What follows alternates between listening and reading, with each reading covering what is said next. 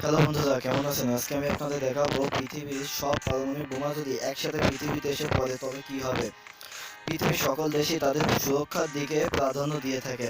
এজন্য পৃথিবীর সকল দেশই নতুন নতুন অস্ত্র শস্ত্র বোমা তৈরি করছে, যাতে অন্যান্য দেশ ভয় পায় এবং তাদের দেশ সুরক্ষিত থাকে। আজ এসব অস্ত্র শস্ত্রের সমৃদ্ধি এই প্রশ্নের উপর দাঁড়াচ্ছে যে ভয়ঙ্কর পরমাণু বোমা একসাথে যদি পৃথিবীর ওপরে ব্লাস্ট হয় তবে পৃথিবীর কি হবে। আজ অদ্ভুত নিউজ সেই কল্পনা দুনিয়াতে নিয়ে যেতে চলেছে। সেখান থেকে আমরা একটা কল্পনা করতে পারবো যে পৃথিবীতে থাকা 15,000 পরমাণু বোমা একসাথে পৃথিবীর ওপর পড়লে কি হবে। মনে করুন, পৃথিবীতে থাকা প্রত্যেকটি দেশ একে অন্যের শত্রু হয়ে দাঁড়িয়েছে। যাই হোক কারণ, কিন্তু এমনটা হলে কি হবে। ধরুন একে অন্যের শত্রুতার সীমা ছাড়িয়ে গেছে এবং সব দেশ একসাথে তাদের নিউক্লিয়াস মিসাইল একসাথে লঞ্চ করে দিয়েছে, যা ক্রমাগত 2000 কিলোমিটার প্রতি সেকেন্ডে গতিবেগে পৃথিবীর দিকে ছুটে চলে এসেছে।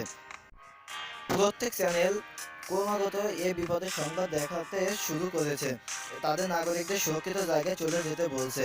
পুরো পৃথিবী গন্ডগোলে লেগে গেছে। মিসাইল গুলো পৃথিবীতে পড়া শুরু হয়ে গেছে। আজকের একটি পরমাণু বোমা পৃথিবীতে পড়লে 2 কিলোমিটার চওড়া এবং 10 কিলোমিটার দীর্ঘ গর্ত তৈরি করে দেয়। পরমাণুগুলো একে অন্যের সাথে ধাক্কা লাগার কারণে তাপমাত্রা সহ্য ক্ষমতার বাইরে চলে যায়। এক প্রচণ্ড গরম বাতাসের ঝড় জনবসতির দিকে ধেয়ে আসবে। হাজার হাজার জীবনের হানি এবং কোটি কোটি কোটি কোটি ডলারের সম্পদ নষ্ট হয়ে যাবে। তার তবে একবার ভাবুন, 15,000 পারমাণবিক বোমা পৃথিবীতে কি ক্ষতি করতে পারবে। এই টেক আপের প্রায় 30 মিনিটের মধ্যে শেষ মিসাইলটিও ফেটে যাবে। 15 মিনিটে প্রায় পৃথিবীর 1/3 অংশ জীবিত প্রাণী ধ্বংস হয়ে যাবে। শুধু শুধু উত্তর কোরিয়া আর সুইজারল্যান্ড তাদের 75% নাগরিক বাঁচাতে সক্ষম হয়েছে, কারণ তাদের কাছে আগে থেকে কিভাবে জনগণ বাঁচানো যায় এমন নিউক্লিয়ার বাংকার বানানো ছিল। আধা ঘন্টার মধ্যে পৃথিবীর শেষ মিসাইলটিও ফেটে গেছে। মানুষ প্রচুর গরম ও রেডিয়েশনের জন্য তাদের জীবন হারিয়েছে। এখনও 40% মানুষ অসুস্থ অবস্থায় আছে। মিসাইলগুলো ফাটার কারণে আকাশে কালো মেঘ ধেয়ে গেছে।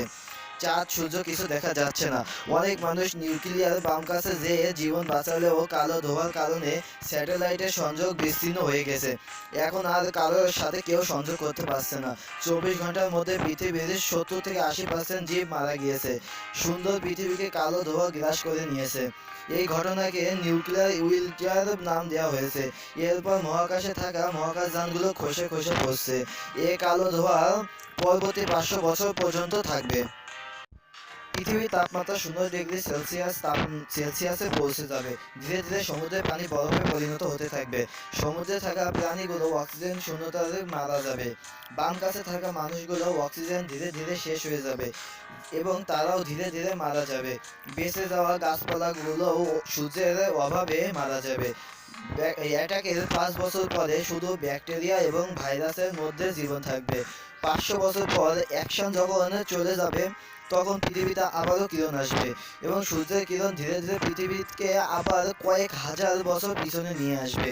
যারা এমন হাসি খুশি পৃথিবীতে বসবাস করতে চান তারা একটু ভিডিওতে লাইক দিন। হ্যালো বন্ধুরা, আজকের আয়োজন এইটুকুই। ভিডিওটি কেমন লাগলো তা জানাতে কমেন্ট করবেন এবং আপনারা যদি এমন ভিডিও পরবর্তীতে পেতে থাকেন তবে সাবস্ক্রাইব করবেন। প্লিজ একটু সাবস্ক্রাইব করুন। এটা নতুন চ্যানেল, আমার সাবস্ক্রাইব হচ্ছে না। আপনারা প্লিজ একটু দয়া করে সাবস্ক্রাইব করুন এবং একটা লাইক দিন। ধন্যবাদ সবাইকে।